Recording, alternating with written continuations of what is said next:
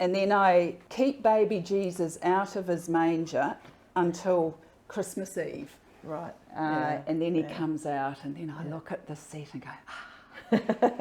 Once or twice I've lost him. I forgot where I hid him. What are you baking today, Cathy? I'm making something called Kerst Kranz. Kerst is Christmas, Christ, Christmas, and Kranz is wreath. So it's a Christmas wreath. Okay, that's a clue. That's a clue.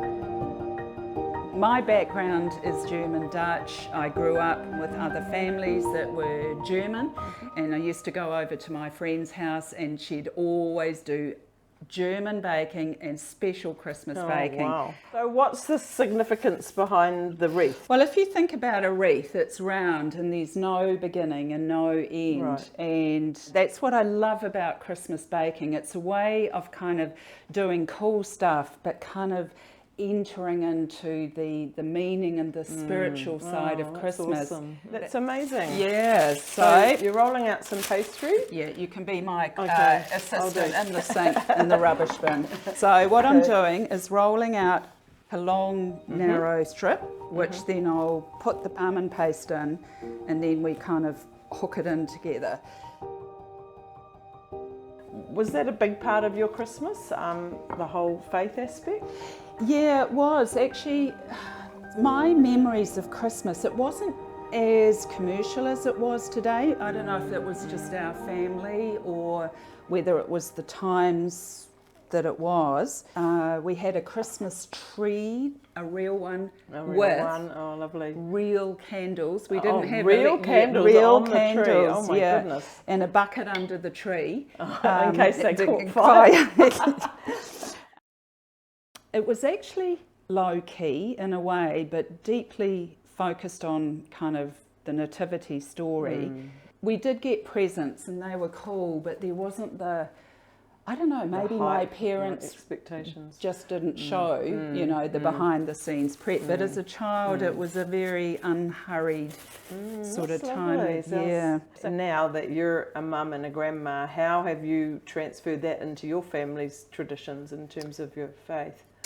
I do the cooking because you got to make it fun. You can't. It can't be all deadly serious. So, is there ways of imparting the kind of Christmas story in a really cool way that I'm thinking of my children and grandchildren that might not realise this is actually the Christmas story that's being unfolded here.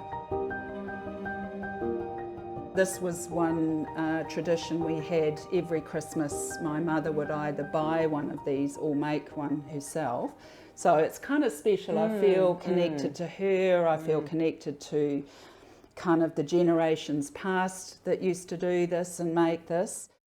And also kind of thinking about what it symbolises. So there's this lovely whole holistic symbiotic thing happening with almond and pastry. So, did you attend church on Christmas Day or Christmas Eve? Sometimes it was Christmas Day, and I used to love that. The church had a lovely big nativity set, and I remember as a child, I used to love sitting in front of the nativity set, and it was like this sacred moment of just me, and I'd look at all the characters, the sheep and the wise men, and baby Jesus, and I'd be just transported into Bethlehem. Wow, that's beautiful. And for me, it was a deeply very special thing. So I think I've just checked my ring. Yeah, I think that's going to be long enough. Okay. So, Cathy, how is it now, like with you and your children? What does Christmas look like now from your perspective as a mum and a grandma? I love Christmas always, and for children, you know, I remember when I was a child, you know, Christmas is a magical time and a special time. I'm big on nativity sets. I've got a special set that no one touches. Then I've got ones that the children and grandchildren can play with.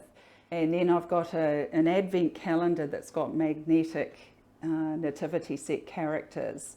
And then, you know, your bright is, there's a lolly in the box, and then am I pulling out a star today or a camel, and slowly building the nativity set. And then I have, this sounds a bit sad, but I play my own game too. I set up the main nativity set, and I've got some camels on the windowsill with the wise men, and I shift them each week, and they're journeying towards the nativity set. Lovely. And then I keep baby Jesus out of his manger until Christmas Eve.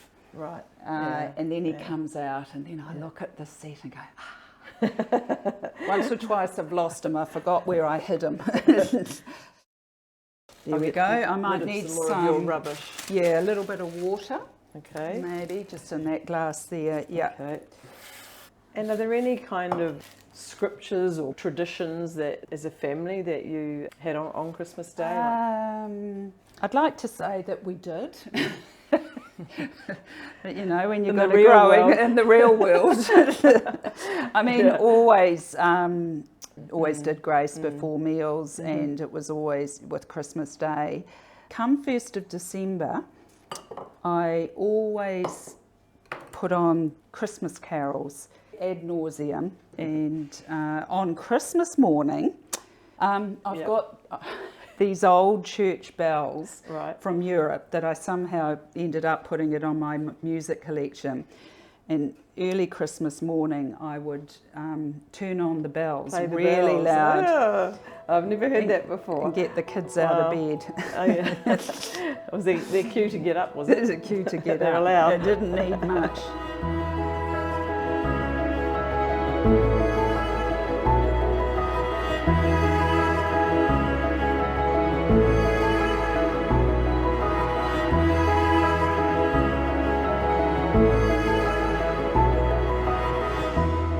So Cathy, how do we keep faith at the centre of Christmas in 2023? I'm conscious within families it's all different, you know, not everyone's on the same page. If we know and love the Christmas story, that does come out of us naturally without making, you know, you don't have to preach or quote verses. I think things like, just like what I've been doing here, like the baking, you know, you don't, it's a way of sharing. It's a way, and it can be just, hey, this is the wreath and it's eternity, and that's what we're thinking about. I mean, I think, you know, like in the malls, there's Christmas music, but you'll still hear like, you know, Hark the Herald or Silent Night, so through music. It's lovely, and let what we do that can kind of speak for itself too, and be respectful of those that aren't there or have issues with it, you know.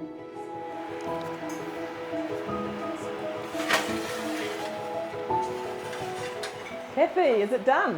Ooh, look at this. There we go. Oh, tell me about this now. What's going to happen now? We've got our ring. I've made up some icing sugar. It's just water, icing sugar, a bit of essence. I tend to be pretty creative and free and loose with my icing.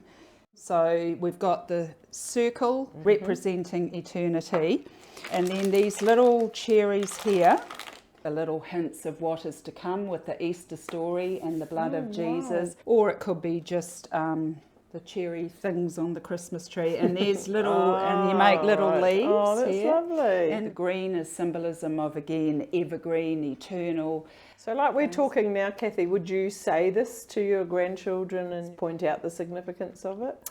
If it was asked, 100%, I wouldn't push it, but if the conversation lent itself, the little children I would, you know, they hang around, but, you know, being respectful and sensitive to where people are at. And one more leaf, and then just a little bit of pure orange skin, pure decoration, just to make it a little bit pretty and give it a Christmas wreath look. And wow, that's lovely. The cherries really are sliding everywhere.